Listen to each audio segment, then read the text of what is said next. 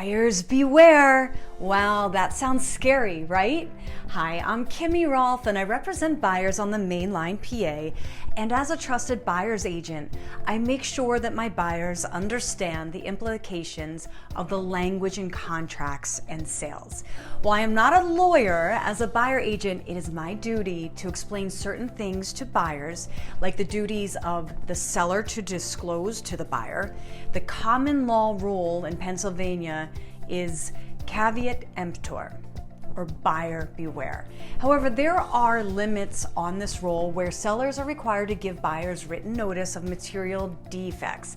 These will be included in the seller's disclosures. If you would like exact information on this, consulting with the Pennsylvania Home Sellers Disclosures required under state law is a resource to consult.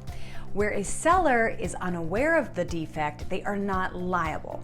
And what does this mean for buyers? This is one of the reasons I always recommend that buyers undergo inspections. In today's market, many buyers make concessions to get their offer accepted, and one of those concessions is foregoing inspections.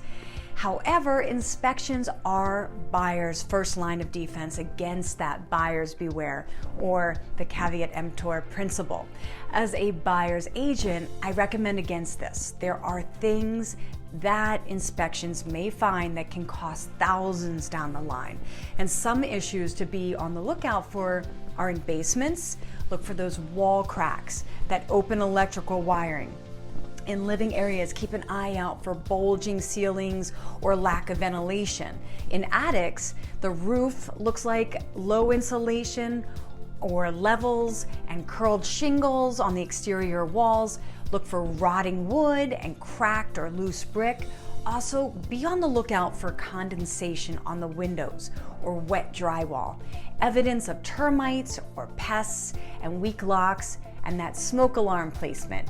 All of these potential hazards can be properly assessed with a reputable and licensed inspection company.